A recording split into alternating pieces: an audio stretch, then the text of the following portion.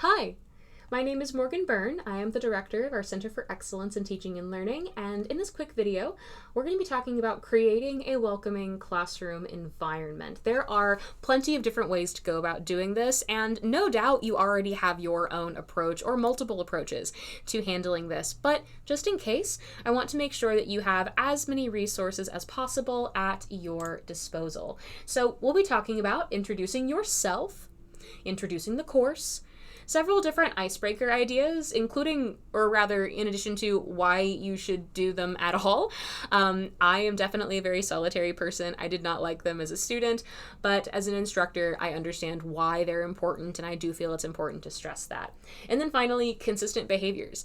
How do we take this information and make sure that not only do we create a really great first week, but we have sustained engagement and sustained support and sustained just generally warm and welcoming vibes for our students throughout the entirety of the semester. So let's go ahead and start with just introducing yourself. So first impressions are made within seconds of meeting a new person. I know that everybody has heard that before. And as an instructor, it is vital that you strike the right chord with your students quickly, because like all humans do, right, they are going to form that first impression immediately. One thing that I recommend doing, especially on that first day, but also throughout the semester, is that you get to class a couple minutes before it starts, talk with them a little, ask how their day is going, and make sure that technology works. One thing that you likely have heard about already is that anytime you log into a computer on Mount West campus for the first time, the computer will have to calibrate a little bit. It may take a few minutes. It's good to get to the classrooms that you're going to be teaching in the week before you teach in them so that you can go ahead and get that first login out of the way. You have the other option too to bring your own personal computer to every classroom. I do that. I think it's easier. It prevents any potential tech issues because I know my stuff. But however you intend to handle it, make sure your tech is ready to go. If it's not and it's day one, it's not setting the best impression, and we want to be as solid as we can. So let's go ahead and begin with what you can do to ensure that everyone's first day of class is warm and successful. So what do the students need to know? Let's stay there first. When we're talking about introducing ourselves and the courses, there's information students need and information that they don't need. Like, for example, do I lead with the fact that I am married? No. Do I sometimes mention that I have a cat? Yes. There's certain personal information that is relevant and certain personal information that is not. Similarly, when it comes to introducing your role at the college, students don't need to know that I read tons and tons of assessment reports like all the time, or that there are several things I'm responsible for organizing. Instead, when I mention my role at the college, I talk about my title. So I mentioned that I am the director of our Center for Excellence in Teaching and Learning, that I'm part of our assessment efforts, and then, of course, I'm part of the English department. That's it. That is all they need to know. They are not interested in the boring minutia that is associated with the rest of that work. That's for me, not for them. They also need my contact information. So the office location, the office phone number, my email, when I am available via email, and when my student hours occur. As a full-time faculty member at Mount West, you are required to have at least 8 student hours every single week. 2 of those can be flexed. They can be email, they can be on Zoom, but you have to have at least 8 in total. Many of us have more just because we're here often, or all the time, in the case of myself. I will note too, when it comes to your email hours, it's good to set that expectation early for what students will be dealing with. I always tell my students I am available Monday through Friday, 8 a.m. to 5 p.m. You send your email within that time frame, you will get a response by 5 p.m. that day. However, 5 p.m. after 5 p.m. in the evening, I am not available. 5 p.m. on Friday, I'm not available after that, and I'm not available Saturday and Sunday. I do the same thing with my colleagues. If somebody needs me, they can text me, but I would rather they didn't. So establish those boundaries, set those expectations quickly. And then one thing I like to include is what you love about teaching this course. Students, and this is something we've seen through research, but also just students themselves have talked about this anecdotally with me and with other people who work here. when you are enthusiastic about what you are teaching, it makes the students more enthusiastic about the course. I have had students that come into English and are like, I hate this. I hate writing. I hate reading. And I say, okay, that's fine. I'm not here to change your opinion. I am just here to assist you in your journey and to get you to acknowledge that, like, all writing can get to a point where it is solid, where it is good, and that this is a pretty safe space for you to mess up on rough drafts and then create something that is better when you turn that final draft in. And it's very obvious how much I love teaching English, how much I love teaching writing, and that tends to help a lot. So including what you love about teaching the course can really help to create that spark for those students. You also might include your hobbies and interests. Again, I do recommend keeping it to a not super personal element. Nothing that would be deemed unprofessional, right? Please don't include a picture of you with a Budweiser can. But you can talk about, if you like to mountain bike, if you like to hike, if you like to kayak, you do yoga, gardening. In fact, I've included 2 slides that I made about myself here in a moment. That I'm going to show you, and I was really hesitant to include these in my classes. We were encouraged, however, to include information about ourselves, so this was how I did it. I mentioned that I like to travel frequently, especially for nerdy things. So on this screen, you can see Grand Central Market in Los Angeles. You can see Santa Monica Boulevard, and the streets lead Ocean Avenue, leading up to Santa Monica Boulevard. You can see the Broad Museum, Chicago, Indianapolis, Port Clinton, etc., because I like to travel. And then also some images of me doing various things, right? Cosplaying, conventions, stuff like that. So they see that I am a person outside of the course, but it's very brief. I spend like 30 seconds on it. So highly recommend including a little bit about yourself. But again, like I said, I don't talk about my marriage. I don't talk about all of my buddies, most of whom work here. That's a fun thing for students to figure out too, and be like, oh my god, you guys are friends.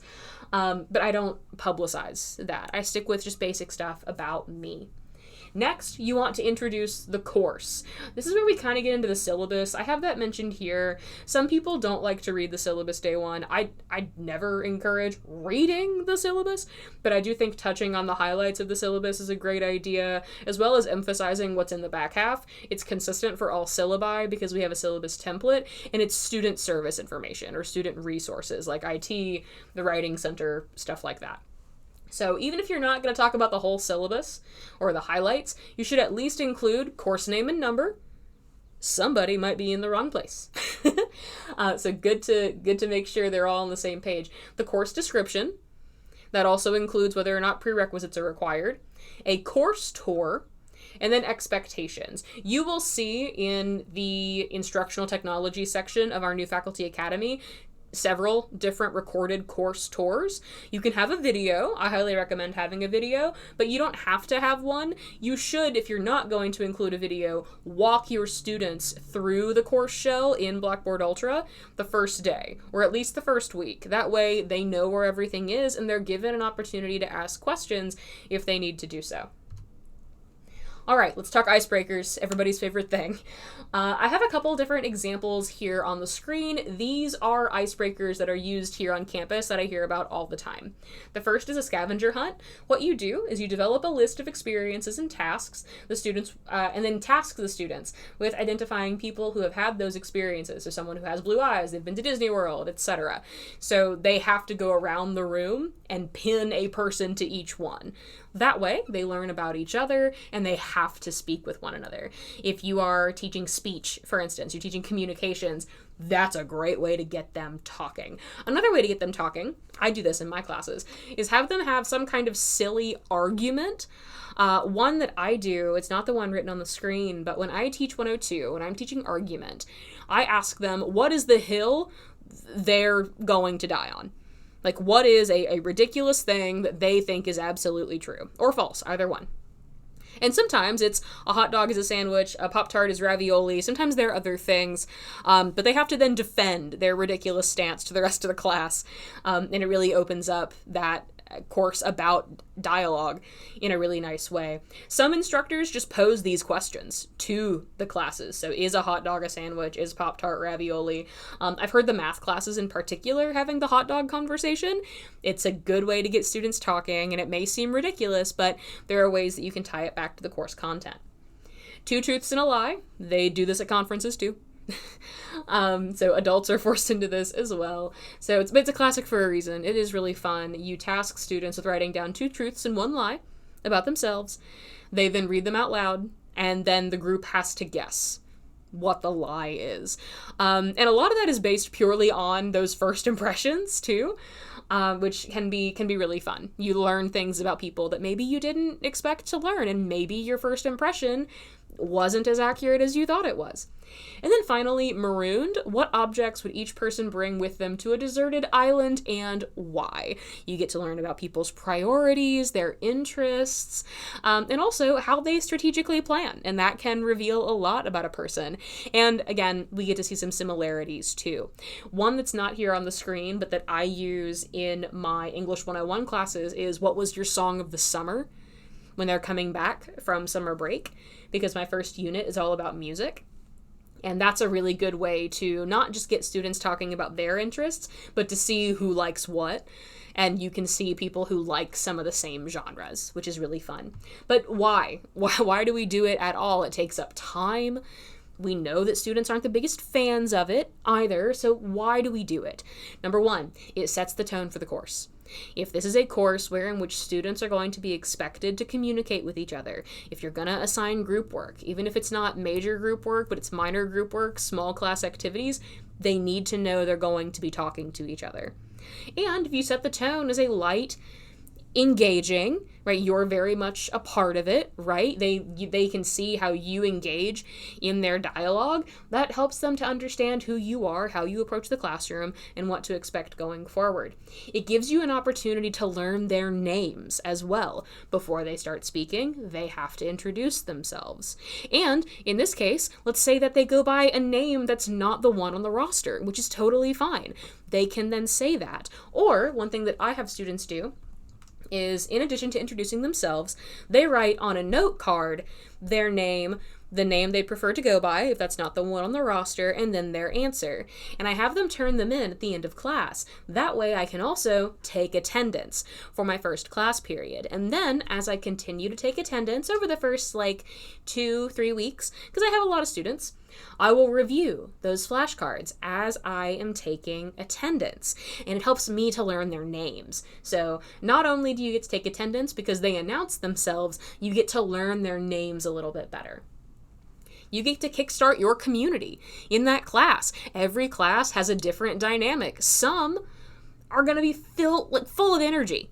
Others are going to be a little bit more subdued. You get the feeling for what that might be like in that first week if you do that icebreaker activity. And then finally, you get to establish norms. You're having your first class conversation. You get to talk about, all right, here are the rules. Here's how this is going to work. Here's how we all need to respect each other. So you get to do all of that just by talking about what somebody's going to bring with them to an island, or whether or not a Pop-Tart is ravioli. So it works really, really well. I cannot recommend it enough. But icebreakers really are just the beginning. The key is to be consistent when it comes to creating that welcoming class environment. So the first thing I'm going to recommend is checking in. You are there a couple minutes before class, every class period, to ask them how their day is going. Or if there's some, current event going on. I remember when, and this is going to date me to a degree, a couple years ago, there was that pug on TikTok, and if you don't know what I'm talking about, it's fine, but the owner would hold the dog up, and if the dog stayed up, it would be a bones day, and if the dog deflated and laid down in its bed, it would be a no bones day. A bones day being like, we got this, it's good, and then a no bones day being like, nah, stay home, relax, take care of yourselves. So I would ask my students, because it was, very viral at the time, is it a bones or a no bones day? And that helps. You're just having very low stakes conversations, but you're engaging with them. You also want to use their names. Whenever you use a student's name, it's a great way to make them feel heard. If somebody contributes something great and you say something like, "That's a great thought, Joy," or someone poses an interesting question and you reiterate it and connect it back to that person's name, they are contributing to the conversation and you are reinforcing their learning. That's awesome. It also makes them feel included. Being flexible. Students have part and full-time jobs, children, high school extracurriculars, family stress, and more. Being flexible with deadlines by offering extensions can keep students encouraged. And that's got nothing to do with public conversations and everything to do with you just being there. I would also say too, sometimes just being there is helpful. I've had students come into my office and say, "Can I just talk to you for like 10 minutes?" And my answer is yeah, absolutely, 100%. So being flexible, being there helps to sustain that engagement, that welcoming feeling that you established at the very beginning of the course. I also highly recommend promoting campus events. Studies show that the more students are involved on campus, and they don't have to be in a club, but like they attend events, they make friend groups on campus, things of that nature. The more they get involved, the more successful they're going to be. So let students know how they can get involved. Talk to them about clubs. Tell them about campus events. They're a great way to meet new people. And if you have time, consider attending yourself. Monty Fest is super fun. Sometimes they hand out free swag, and it's not just for students. It should mostly be for students. So don't go down there and grab 6 items, but we can grab them too. One year they had a Build a Monty. Monty, for those who don't know, is our mascot.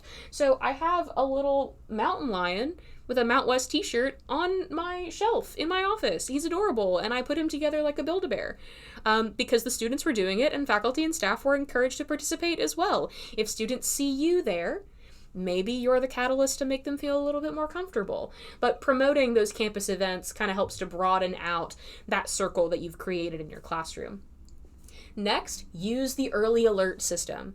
If a student has stopped attending, if a student is not turning assignments in, using that early alert system in MyMCTC lets student services know, lets their advisors know, hey, there is an issue. I definitely recommend not stopping there, though. What I typically do is I do an email check-in after that. If a student has missed a few class periods, I'm sending them an email and saying, hey, do you need additional class resources? Everything okay? I always stress they do not owe me their personal information, not for extensions, not for email check-ins, but it is nice to extend that helping hand if they need it. Make sure to emphasize your student hours. Those are the best time to ask questions about course content, letters of recommendation, etc. Let them know how they can talk to you and that you're happy to have conversations with them.